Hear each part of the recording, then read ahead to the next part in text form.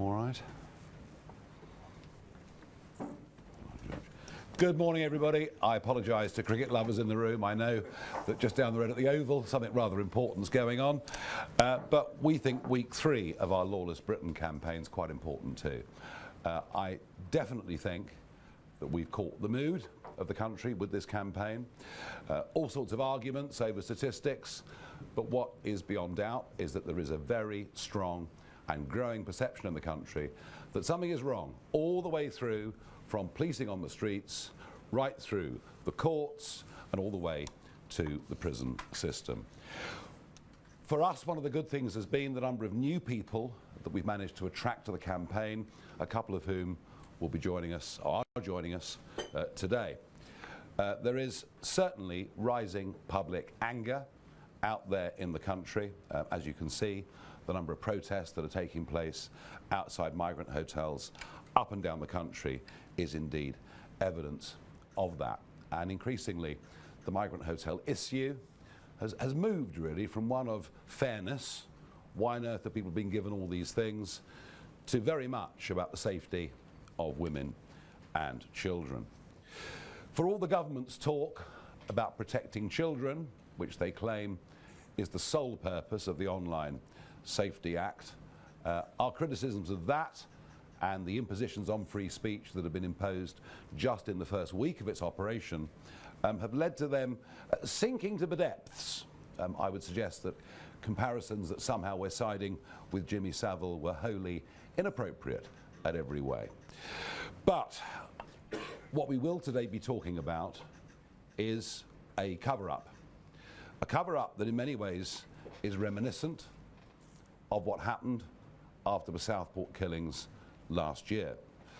I will say to all broadcasters when we get to this segment of today's press conference, nothing we say will in any way be in contempt of court. And indeed, to quote Jonathan Hall KC, who is the independent reviewer of terrorism legislation, he said in the wake of Southport that we should spell out the basic and sober facts.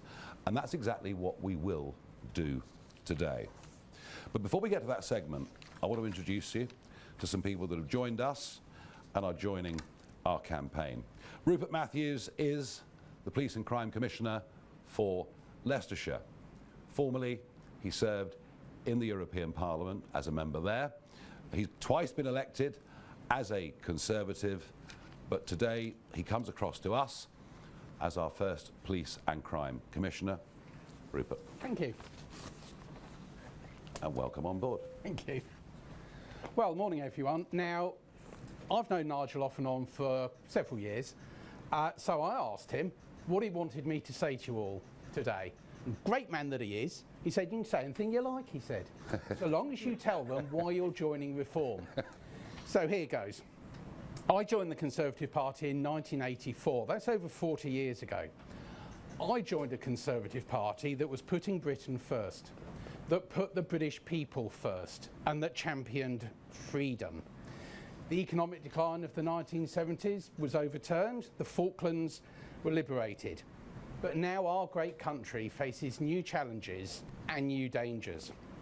As Police and Crime Commissioner for Leicestershire and Rutland, I daily face the fight against crime. I see ordinary, hard-working people burgled, robbed and mugged. Shoplifting is getting out of control. Antisocial behaviour is turning too many of our town centres into an apocalyptic wasteland of lawless Britain. Now, I've got nothing but admiration for our police officers and PCSOs. They're doing a fantastic job, but they're fighting crime with one hand tied behind their back. The courts impose sentences that too often are derisory. And Labour's early release scheme means that crooks are back out after serving a fraction of their time in prison. And that's all because our prisons are full. They're full of foreign criminals who should be deported the day they are convicted, not kept here at the expense of British taxpayers. It's no wonder that criminals do not fear the justice system, no wonder that the law-abiding have almost given up on reporting crimes. And our wonderful police officers are let down even by their own senior commanders. The National Police Chiefs Council recently sponsored the abomination that is the Police Race Action Plan. That concluded that people should be treated differently depending on which ethnic group they came from. That is a disgrace and the very epitome of two-tier policing. We need to cut the dark heart of wokeness out of our criminal justice system and allow the police and courts to get back to what they're supposed to be doing, which is keeping our communities safe. It's not just crime and policing where the old regime is betraying the British people. Immigration, free speech, net zero, the Mauritius deal, a government facing bankruptcy, all of this foisted on the British people without their consent by woke tyrants convinced that they know best for the rest of us. Governments of all parties have played their role in the decline of Britain. It's almost as if they've looked at countries like Lebanon and Libya, the policies that have led to them becoming failed states, and thought, that looks good, let's try that here in Britain. Now, Kemi Badenoch's recent shadow cabinet reshuffle was her chance to set the Conservative Party course for the future, to put together a dynamic team to make the changes that this country needs. Instead, she brought back a man who can't even commit to leaving the European Court of Human Rights. Her reshuffle reminded me of nothing so much as when Edward Heath turned his back on Selsdon Man, a cowardly capitulation to establishment orthodoxies that led Britain to disaster. But there is a choice. There's a better choice, and he sat right over there. Now, I was in the European Parliament with Nigel. I saw the daily abuse, sneering and contempt that was heaped on him by the great and the good. But Nigel didn't cave in. He had a vision of Britain free of the European Union, and against all the odds, he achieved that. Today, he has a clear vision of Britain free of the tired, old regime, and he has got the courage to deliver that vision. The self-serving, self-entitled liberal elite who have let our country down time after time after time are now on notice. Their day is almost done. Be they Conservative or Labour governments, everyone knows our politicians have failed us all. They have let this country down. They have let the British people down. Enough. Now it is time for reform. Thank you. Richard, thank you. Thank you, thank you, thank you, thank you. And I did say he was Police and Crime Commissioner for Leicestershire. I forgot Rutland. My apologies to Rutland, who often feel left out. Now, I'm now going to introduce you to Vanessa Frake, former Governor of HMP Wormwood Scrubs, Sunday Times best-selling author. But actually, I'm not going to do the introduction. Colin Sutton will do the introduction. Colin was with us last week and announced he was setting up a task force, a law and order task force, and I'll let him do the introduction. Thank you, Nigel. Thank you. Good morning again. 7 short days since I was last here and introduced. I've been astounded by the breadth and depth of support that I've had coming from quite unexpected sources, and it just shows me how much there is behind this party, behind this movement, really. It comes today for me to introduce the first of the task force members. Many of those messages of support I've had are from people, good people, who want to help, and I'm sure that some of those will be being brought on board in the coming days and weeks. But the first of those is sitting here to my left. Now, when we govern, and we will, we'll fix the police. We will. But that will be in vain if we don't fix the rest of the criminal justice system. And another important strand of that system is prisons. Prisons have had, you know, like everything else, 14 years of underinvestment. We don't have enough prison space now. What's the Labour answer to it? Let's let thieves and robbers and domestic abusers out after they've served 30% or 40% or 20%, whatever percentage it is this week of their sentence. to create space. That will not be the reform way. We can make a start by making sure that the 10,000 plus foreign criminals who are clogging our prisons are deported. And what about the ECHR, you say? That noise you hear is human rights lawyers thumbing through Bentley catalogues. They're going to have to take up shipping or wills and trusts because the ECHR will be no more. That is our policy, and that won't get in the way of making this space with these people.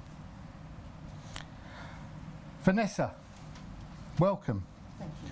Vanessa was 27 years in the prison service, retired as a governor, Yes. got an MBE for your services to the prison service, and more importantly, has shared a stage with me on more than one occasion at true crime conferences and so forth. And I cannot say how delighted I am.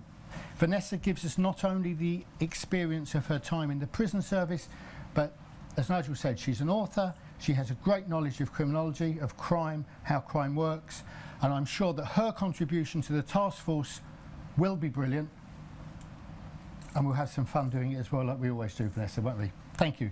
We're going to show a video now.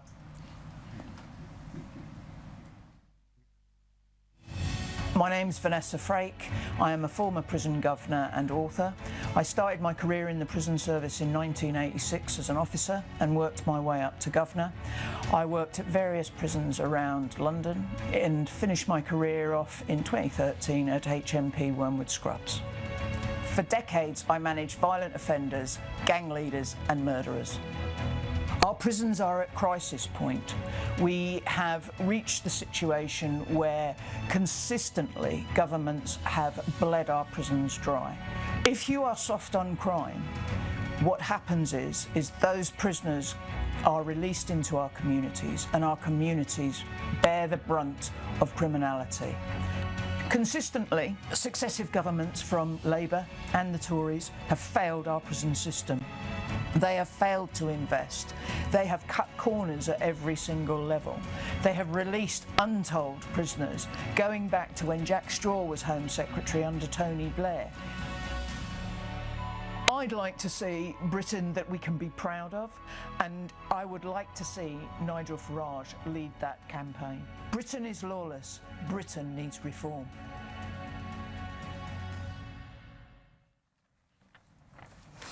Good morning, everybody. As the video says, my name is Vanessa Farage. I am a retired prison governor. I was the governor of HMP Wormwood Scrubs for 4 years, and I served in the prison service for 27 years. I'm here today to announce that I am officially joining Reform UK and will work with Colin Sutton and others on Reforms UK's Law and Order Task Force. I'm not a traditional politician. I've never been a member of any political party. I've actually had a real job working within our prison service, ensuring criminals are locked up, the public are kept safe, and prison officers are protected. When I started at Wormwood Scrubs, I was assigned the task of cleaning up D-Wing. D-Wing was the lifer wing. It was the worst of the worst, where the lifers spent their time. It was dirty, run down, and had major drug issues. My attitude to the task was assertive and no nonsense. That's the approach that I will take for my role within Reform UK. In 1986, I joined the prison service. I was proud of my job, and I was proud of my service, and I still am. But now, seemingly, everything we hear is negative about the entire justice system. Successive governments, Conservative and Labour, have driven the prison service to its knees through lack of investment, support, and an unwillingness to allow people who know what they are doing to get the job done. The public's confidence in our prison and justice system has been entirely lost. Prison escapes risen by 30% in the last year. Attacks on prison officers are at record highs. There were more than 10,500 assaults on prison staff in the last year alone. Incidents of drug fines in our prisons risen by 25%. Incidents of weapons have risen by 12%. Incidents of mobile phone fines have increased by 14%. Our prisons are in a crisis caused by Labour and the Conservatives. What have the solutions been? They've let 10,000 prisoners out of jail early. To let criminals out of jail before they even serve their full sentence is a disgrace. They have ignored the concerns of the police, probation, prison officers and the public, whose communities will bear the brunt of criminality. Establishment politicians have pretended as if Britain isn't lawless. We all know it is. We see it on a daily basis, rampant criminality on the streets, repeat offenders facing little consequences, and our towns and cities become increasingly unsafe. Successive governments have appeased prisoners such as Axel Rudakabana, the Southport killer, Hashim Abedi, the Manchester Arena bomber, allowing them the freedom to cook their own meals. Why should dangerous murderers and terrorists have this right? A right that they can then use to attack prison officers by throwing hot cooking oil over them and creating improvised blades to stab them with. It's abominable. I would like to see a government that grabs the bull by the horns, and I believe Reform UK, with Nigel Farage as Prime Minister, would be that government. He is the leader this country needs to make Britain a safer and more secure place to live. Let's back the prison service and support them. I want prison officers to be able to do their job without fear of being attacked, and for their families to know that they will get home safe every day. I want a tougher prison regime for prisoners who will never be rehabilitated. I look at the Supermax prisons in America, and I'd like to see a version of that replicated in Britain. And for the prisoners who won't serve life sentences, well, let's try and make a real effort at rehabilitation and release them back into the communities to be more useful members of society upon that release. That will be my focus on our task force. That is my background and experience, and it is only right that I look to improve the prison service and ensures it runs as I ran my prison when I was a governor. Reform UK, I believe, can help make that a reality and restore law and order to Britain. Britain is lawless, and Britain and our justice system needs reform, and I'm very much looking forward to being a part of it. Thank you. Excellent, and welcome. Well, Vanessa, thank you, and it is indeed a very, very sorry tale what is going on in our prisons. Now, I've been wondering for over a year whether the truth was being withheld from the British public. It is not, as I've stated already, in any way at all a contempt of court for the British public to know the identity of those who allegedly have committed serious crimes. I felt that in the wake of the Southport attacks, and I feel that ever more strongly today. You would have seen a story that broke in the Mail on Sunday concerning events in Warwickshire over the course of the last few days. And we're joined today by Councillor George Finch. He's the leader of Warwickshire County Council, who is going to share with us the sorry tale. George.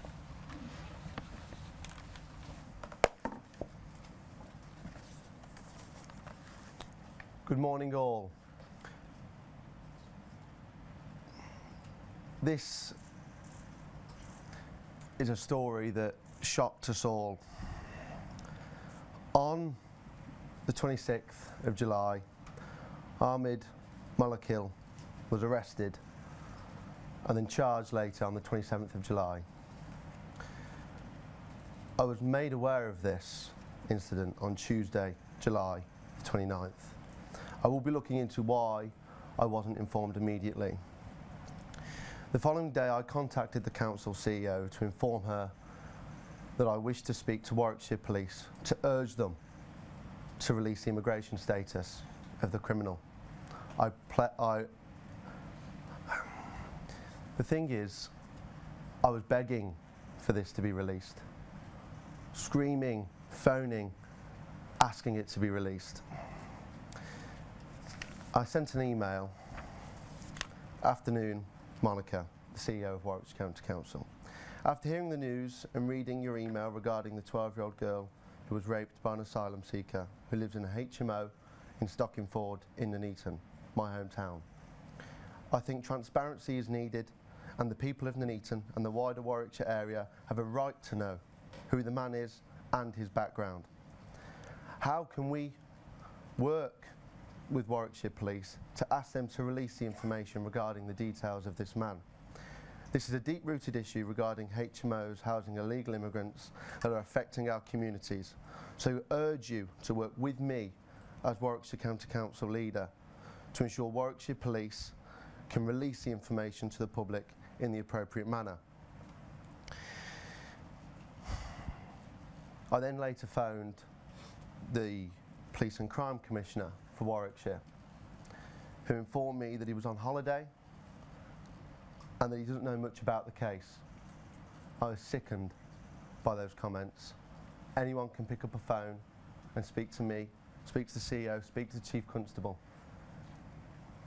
And then on Saturday the 2nd of August, I was informed by the CEO of Warwickshire County Council that a second man, Mohammed Kabar, has been arrested and charged with kidnap, strangulation and aiding and abetting the rape of a girl under the age of 13.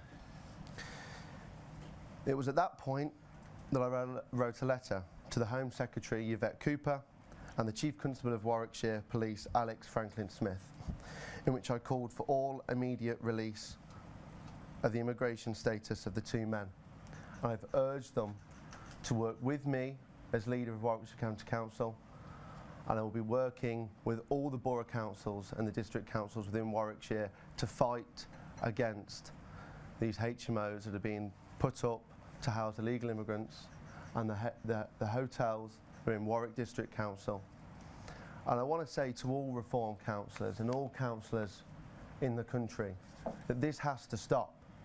Our communities are at a breaking point, and that's why we need reform to change things.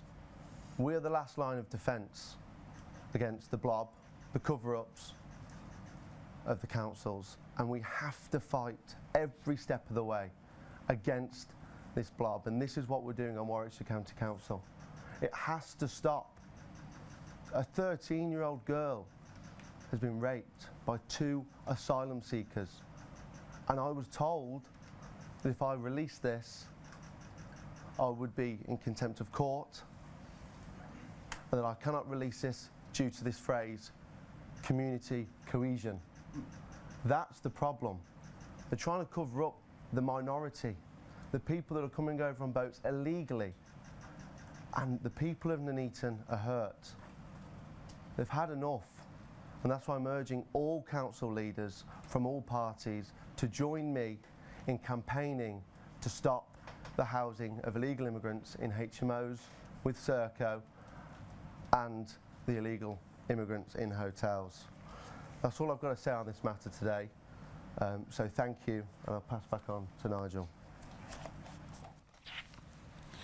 George, thank you very much indeed, and well done for exposing the truth. Threatened, basically threatened, and told the public do not deserve to know the truth. It is absolutely disgraceful. In fact, it has shades of the same mentality at local level that led to Rotherham and the huge shock, not just we as a country, but the international community, who could not believe we'd sunk to those depths. Turning a blind eye, not telling the British public the truth. But when it comes to protecting children, we're not hiding behind a flawed piece of legislation. We genuinely intend to protect, in particular, women and children. And I made this point 2 weeks ago, but I'll make it again today. None of these young, unidentified males that are coming into this country should be free to roam the streets. They should be detained ahead of them being deported. And that is absolutely what we stand for as a party, and we mean it. And we'll do that to protect the British people. We have simply had enough. Okay, moving on. I have a list of questions. Let us start with Henry Zeffman, BBC. Thank you very much. Can I just take you back to something you said right at the start? You talking about the government and the Online Safety Act, and you said they claim that protecting children is the sole purpose of the Online Safety Act. So you seem to think there is a real hidden purpose. What is that?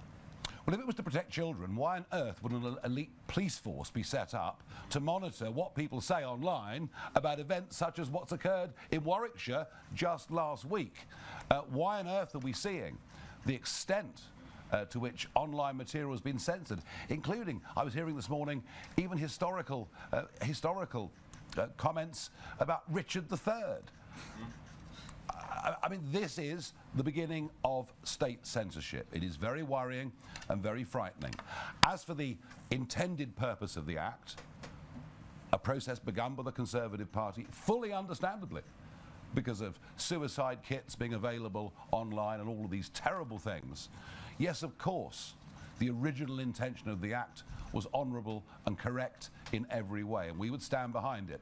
The trouble is that I suspect most 13-year-olds are more tech-savvy than the Science Minister, Peter Kyle, because they simply go to VPNs where they can't just access what's on the web, they can even quite easily find themselves in the even deeper and darker recesses of the dark web. Do we want legislation that protects children? Yes. We're going to have to find a tech solution to it. The government is not there with it. Thank you. Catherine Foster, GB News. Jess Phillips, the Safeguarding Minister, has doubled down basically on that message from last week and said that he would enable modern-day Jimmy travels. What is your response to that comment and to Jess Phillips in particular around safety of women and girls? Well, Jimmy Savile, of course, famously was never online, ever. Never owned a computer, never went on the web. So that's an inappropriate comparison. It's also just sinking to the gutter of politics to make that comparison. I repeat the point. We would love to see legislation, effective legislation, that protected young children from harmful and dangerous material. This Act does not do that, and this Act then extends right into the area of free speech.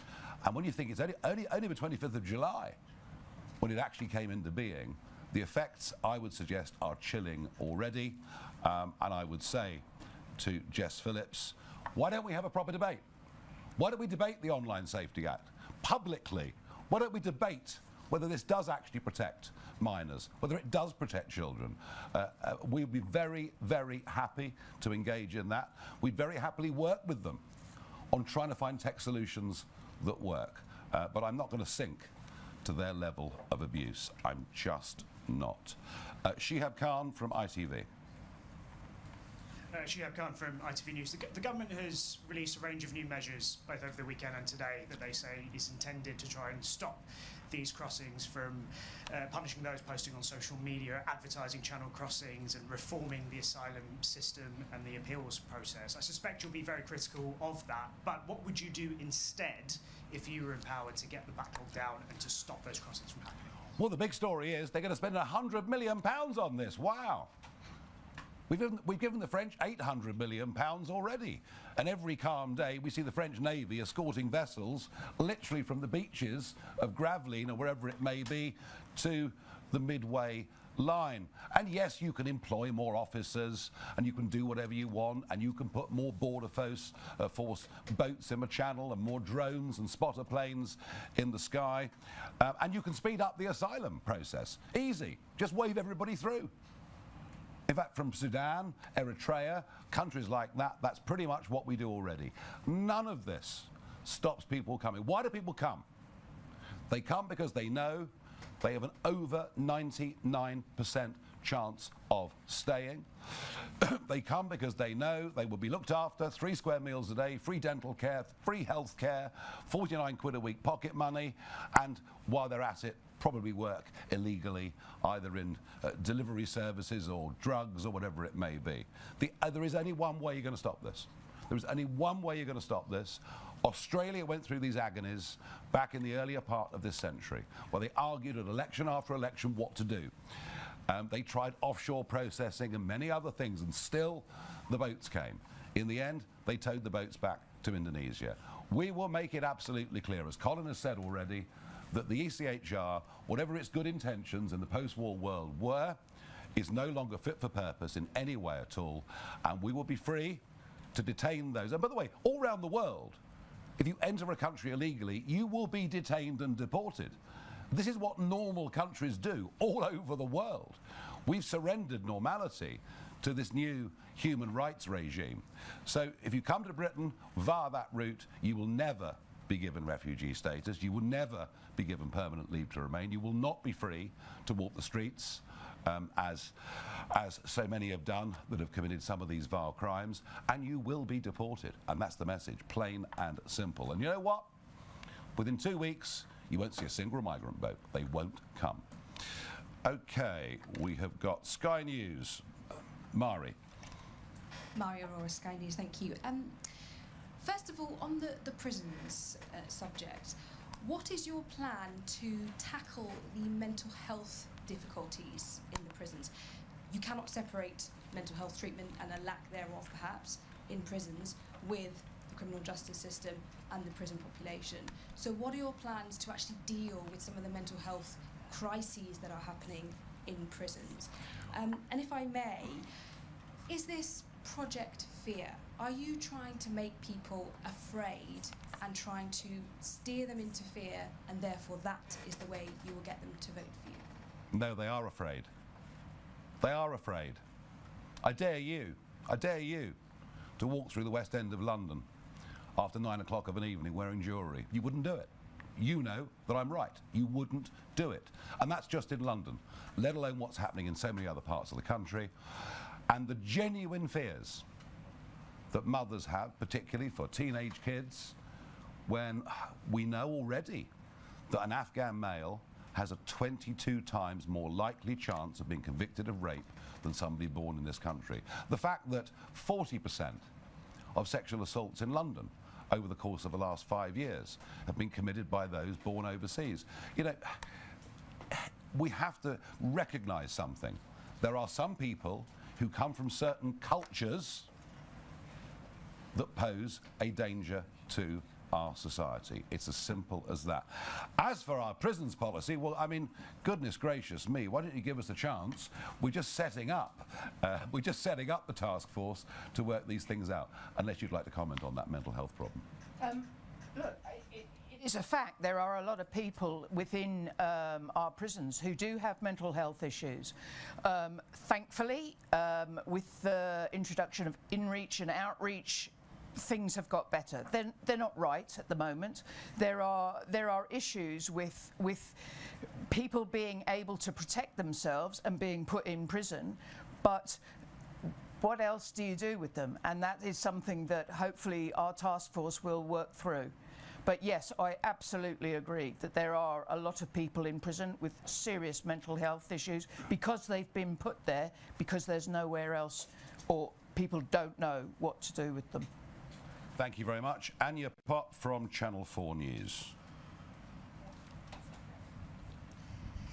You say migrants in hotels should be deported. Mm-hmm. Where should they be deported to if their country isn't safe or if another country won't accept them? I'm sorry, I've had enough of this. If you come from Afghanistan, you go back to Afghanistan. End of. This idea we can't send people to certain countries, all the false claims that people make about their own personal lives. I'm sorry, we're done. We're done. We've had enough. Andy Bell, Channel 5 News. Thank you. Andy Bell, 5 News.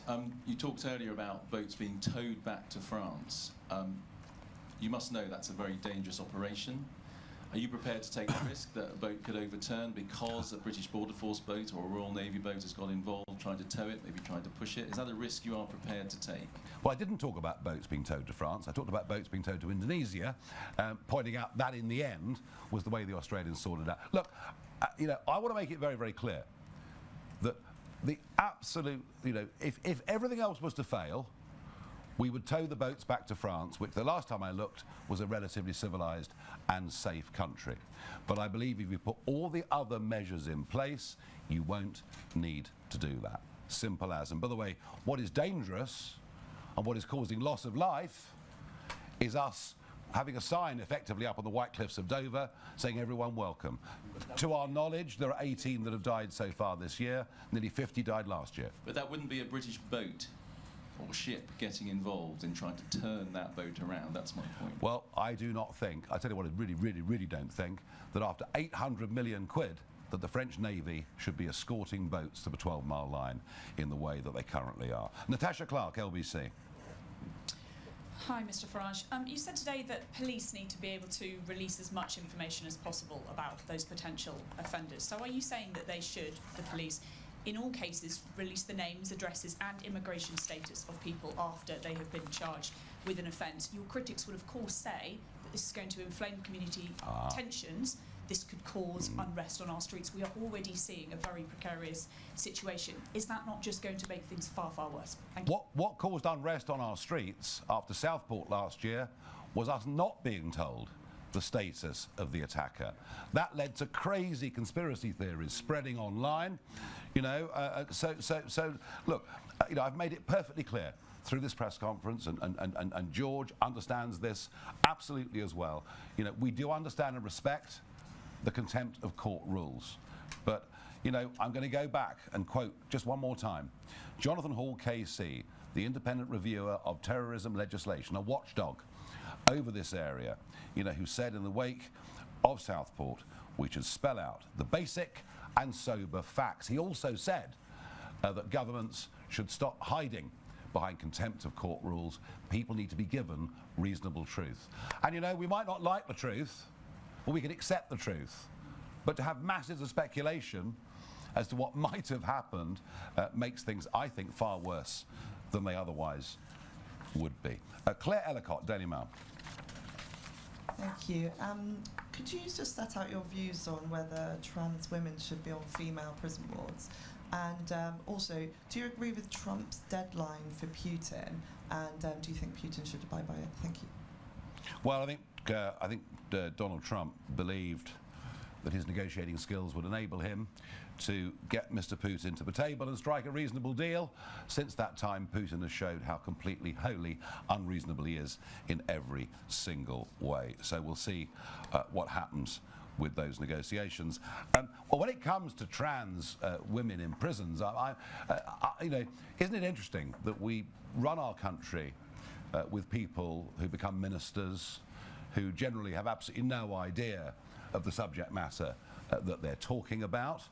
I've personally never worked in a prison, so I can't answer it, but I think you'll find that the answer that you'll get from somebody who has worked in prisons at the highest possible level is, I think basically it's about risk assessment, isn't it? Yeah, I think so. I mean, we all know what the law is. I'm not going to go back over that yet again. But to my mind, everybody who is in prison deserves to be treated with humanity and decency. And that includes female prisoners and it includes trans prisoners. You know, everything in the prison service is risk assessed. And I am sure that the prison service will tie itself up in knots over the trans issue, just like many other public sectors have. And as Nigel said earlier, you know, we are at the beginning, and that is something that we will need to speak about clearly. Yeah, but in terms of the problems in prisons, it's a relatively small one. Yes, it is. Thank you. Tony Diver, Telegraph. Thank you. Ms. Farage, Vanessa Faker said that the UK should build US-style supermax prisons. As I'm sure you know, they are the most expensive prisons to build and run, which is one of the reasons that we don't have them. Have you considered how we might afford to build and run them? Your costing document that you've released suggests costs of prison building that are far smaller than that. And is there a danger here that you're making a lot of promises to voters that you couldn't possibly afford to? No. We laid out very clearly a plan. This is week 3 of the campaign, and we laid out very clearly a plan. I was asked about the cost of that plan, to which I said, I think on the day, how can we afford not to do this? Now, the Supermax prisons, have we costed it? Have we thought it through? It's a debate. The point about this task force is we're starting a debate, and we'd rather like it to become a full public debate too. Can I also say, I didn't say we should build Supermax prisons, I actually said a Supermax regime. There is a totally different thing, and converting part of our high security estate into a Supermax wing would be relatively easy. Very good. Thank you very much indeed. Aubrey Allegretti from The Times. Thank you. Hello. Sorry, hovering in the corner here. It's standing room only. Aubrey Allegretti from The Times. Can I just press you a little bit further on Natasha's question? She was asking whether police forces should be obliged to publish the details of people who've been arrested and charged. I think you were basically suggesting that you thought that was right, but can I just get your confirmation that you definitely think? Yes, I absolutely think that they should, and I think particularly given there's a pretty febrile atmosphere around these areas, particularly sexual assaults and rapes, you know, where the temperature on this debate has risen significantly. Yes, I do believe they should. Thank you for that clarity. Can I just ask one more as well? Go on then. Thank you. You said that you wanted to detain all small base arrivals. Yeah. Where are you planning to put them? We're going to have to use military bases. We're going to have to move very, very quickly to do it. Believe me, we're not going to have this problem. Once people know that it's not a free trip coming into the United Kingdom, they will stop coming, and they'll stop coming within a fortnight. Right, Caitlin Doherty from PA. Hi, I think it was Mr. Sutton mentioned prisoners being released after a certain period of their sentence, 40%, 50%. Can I take it from that under a reform government, all prisoners would serve 100% of I think you're asking me to. I think you're asking us to put out an election manifesto. So last I understood, I think the election's 4 years away, and I think what you can see we're doing here is we're building a team of people with great experience in their areas. And I would argue that to have Vanessa, Colin, and Rupert on this platform with me today shows you that in terms of policy development, we want to go to people who've succeeded in those areas themselves, and you never know, we may even have ministers in the next government who have never been politicians in their lives but know the subject matter about which they speak. Does Reform currently have a policy about whether prisoners will be able to serve any of their sentence on licence? Well, we basically think people should serve their sentences, yes, otherwise what's the point of the whole thing? Right, let's go to Christian Calgie, Express. Morning. Vanessa has said this morning that we need to be better with rehabilitation, but you've said that you'd send violent offenders to El Salvador who have a very different approach to... nice try, but go on, keep I going. just wanted to get a broad... Do enjoy yourself. Philosophical view. Are you carrot or stick when it comes to prisoners? And Vanessa, I wondered, obviously we're at the start of, as Nigel keeps saying, a policy review process, but could you talk a bit about the issue of Islamist influences within prisons and how big an issue that is and how you might start to deal with that? Okay, Christian, perhaps you weren't at the last press conference. You missed it. Well, there you are then. I made it perfectly clear that when people make mistakes in life and get into trouble, that the absolute primary goal should be their rehabilitation. Absolutely. That is what we want to do. We don't want people repeat offending and finishing up in prison, for the bulk of their adult lives. So actually, it's both a carrot and stick, isn't it? It's to show first-time offenders that there is a better life, there is a better way. If we were able to perhaps encourage people, inspire people to learn new skills, but there comes a point, and I think Vanessa made that clear, where sometimes with people you can't, and society needs to be protected from them. Vanessa, would you talk about the rise of Islamism, please, in British prisons? Yes, I think without a doubt there is a rise of Islamist gangs within prison, and it is very difficult to manage them. At Wormwood Scrubs, as the head of security, I had to take the decision to split our Friday night or Friday afternoon service for Muslims in two, because we had about 400 prisoners that wanted to attend their service. And you know, it's a constant battle, because you know, we all know prisons have no spaces. So it's where once it was easy to transfer prisoners out to different prisons, it's not so easy now. And you know, I think that we have to be mindful. Yeah, there are a rise of Islamist gangs within our jails, and we have to deal with that, and deal with it short and sharp. Thank you. Tim Shipman, Spectator. I wasn't actually expecting that, Nigel. So. Well, you're on the list. I mean, can you talk to us about your impressions of the public reaction to all this? What sort of? I remember you saying a few months ago that you were getting less abuse on the streets. Are you now detecting a warmth over these issues towards you that you weren't detecting before? And have you noticed, now that these issues have turned to matters of sexual assault, that you're getting more women and mothers talking about it to you when you go out and about? Yes is the answer to that, very, very clearly. And it was interesting, wasn't it, to see the protest, the very peaceful protest of the women dressed in pink that were outside Canary Wharf yesterday, protesting, I have to say, very peacefully, quite why the police seemed to think a Section 43 was necessary, and to prohibit them from going back within 28 days. And maybe it was the masked thugs from Antifa who perhaps they should have been focusing their attentions on. Just an observation, just a thought. But I do think one of the things that's happened over the course of the last few weeks is, without doubt, we're definitely seeing not just high-profile women coming to reform, and you've seen one or two of those on the stage here and in Wales over the course of the last few weeks. But I think generally out there, I think there is grave concern, particularly amongst mothers, about their teenagers, whether they can let them out.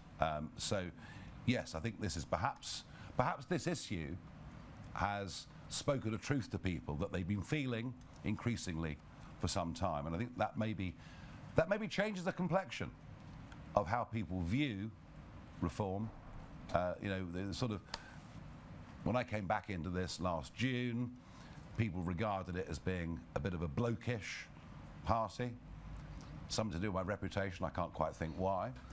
But I think that's changing, and changing very rapidly, and this campaign is very much a part of that. Anna Gross, Financial Times. I'll do it without this. All right.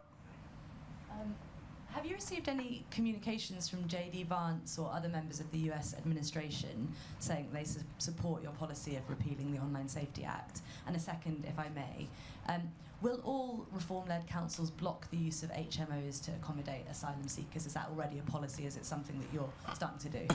Yes, we were absolutely, all those councillors, all those nearly 700 councillors that were elected back on May the 1st this year, absolutely. And it's quite a debate, isn't it? Because whilst it's the hotels that have the visibility, and that's where the protests happen, in some ways the HMOs are even worse than the hotels, because you're next door, they're over the road, you don't know where they are.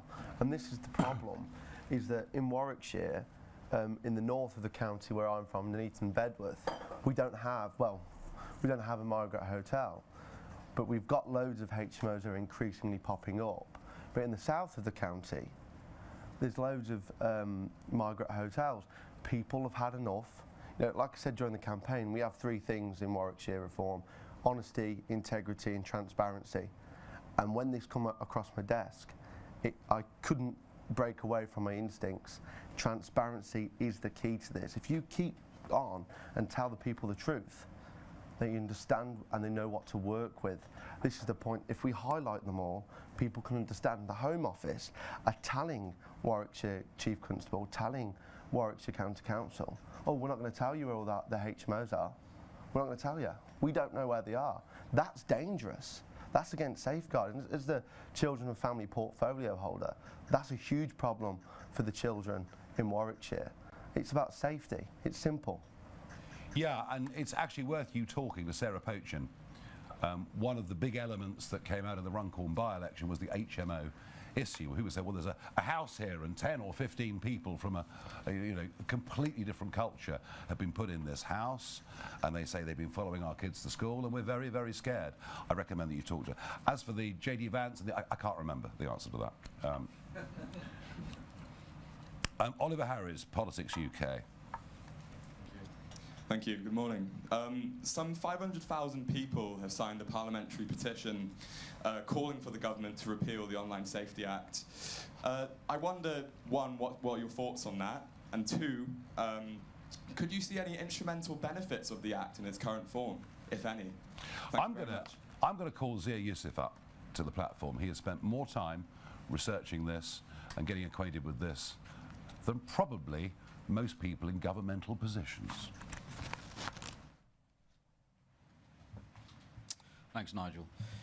Can we see any instrumental benefits within the Act? A few. Look, it's an Act of around 200 pages, and this is why Reform made the decision, Nigel made the decision that when he's the Prime Minister, we will have to repeal it, because the vast, vast majority of the Act are A, irrelevant to protecting children, B, unfit for purpose, and as Nigel's already articulated, in some cases actually do detriment to safety of children online. Let's talk firstly about the overreach, which Nigel alluded to earlier. Even if you were to be kind and say none of this was intentional, and the intention of the bill all along was to protect children, in the end you have to judge legislation by the outcomes that it delivers. The Act has been in force now for about a week or so. Look at the things that have been censored as a result of it. You've seen protests at migrant hotels in Leeds censored on social media. You've seen people trying to log into their Spotify accounts being unable to do so. Kids literally, this is true, trying to change the settings on their NVIDIA graphics cards being prevented from doing so. You've had, as Nigel said, historical accounts and biographies of Richard the Lionheart being censored online. You've had Reddit forums giving people help as to how to quit smoking, being censored. And you've seen, for example, transcript. I mean, if you want to talk about protecting children from predators, then you'll have to explain to me why Katie Lamb's speech, excoriating the cover-up of the grooming gangs to the shame of this country, where there's supposed to be parliamentary privilege. So, you know, I could go on and on and on. So the short answer is, of course, we care about the safety of children. Nigel cares more than anybody about it, but we have to take legislation seriously. And frankly, the last thing I'll say is, as someone who built a tech business, understands this stuff reasonably well, how the internet actually works, it is very clear that the people making this legislation haven't got the first clue about how the online world actually works. Zia, thank you very much for that. We've got a few more. We've got Ava Evans from Politics Joe. Hi, Nigel. Keir Starmer is reportedly seriously considering introducing digital ID to tackle immigration. Is that something you would support? Yes, it's a Blairite idea. I'm sure that Tony Blair would have us all microchipped. No, I don't support it. I don't trust big government. If you want to see why my trust in government doesn't exist, just think about what's happened in the space of the last week, where they introduced legislation that they tell you is purely to protect children and actually is having a terrible effect on free speech and democracy. I would not trust this government with digital ID. I have to say I didn't particularly enjoy the vaccine passport phase that we lived through. And as for the argument, oh, it'll stop crime, it'll stop illegal immigration, it'll stop illegal working, well, I don't think digital ID will stop teenage girls being raped. I don't think digital ID will stop the drugs gangs. I don't think digital ID will stop illegal working. Frankly, what it's more likely to do is to impinge upon the law-abiding majority. Right, okay, we've got three more. Adam Cherry from Guido Fawkes. Thank you. Can I just get your reaction to the news that the Labour Party is relying on analyses of reform voters and profiling of reform voters provided by Hope Not Hate, given that Hope Not Hate repeatedly refers to reform as far right? Yeah, which is moronic. And Labour are going to struggle. They're going to struggle to profile reform voters. Do you know why? They are not only spread geographically, and didn't we rather prove that point in the recent Scottish Parliament by-election, we're not only spread geographically, but of all the parties, we have the greatest spread of age ranges, of people voting for us, of religions, ethnicities, and now almost exactly 50-50 male-female voters. So to profile your average Reform voter, well, they probably think we're all knuckle-draggers, but I'm afraid, I'm really sorry, but they're just wrong. OK, Will Hazel from the iPaper. Hello, thank you. Vanessa Frake spoke about the desperate need for investment in the prison estate very powerfully. Is that consistent with the very significant tax cuts you're offering? And just on tax, I'm not sure if you've seen, but Neil Kinnock has urged Rachel Reeves to extend VAT to private healthcare in the same way that Labour did with Brilliant. schools. Could I get your reaction? Oh, well, that Kinnock chap's marvellous, isn't he? Why don't we get everyone to emigrate? You know, the talk of wealth taxes. I mean, can you not see what's happening? There is an exodus from this country of high taxpayers. There is an exodus from this country of young people who are not yet big earners, but many of whom are the entrepreneurs of the future. I understand 54 schools have closed, private schools have closed this year already. Rather than, I would say this, rather than putting VAT on premiums that you pay to private healthcare, perhaps if we gave people a bit of tax relief on paying for private healthcare, we might just relieve the pressure off the National Health Service. So I think they've got this all completely the wrong way around. Last question, Jessica Elger from The Guardian. Hi there, Nigel. Are you in any way concerned that the comments Mr. Finch made earlier might put a trial and a potential conviction No. risk? And I'm not talking about the comments on about his immigration status, but about some of the terms he used to describe the case. Well, I can imagine if I was leader of Warwickshire County Council and I was getting the level of distress from voters and residents that George is feeling, if that means that he was slightly emotional, well, do you know what? Good. Good. Perhaps we really do need to start actually really thinking and caring about protecting children. And that means these young men should not be free to walk our streets. We're not just talking here about protecting children, we genuinely intend to do it. Thank you very much indeed, everyone.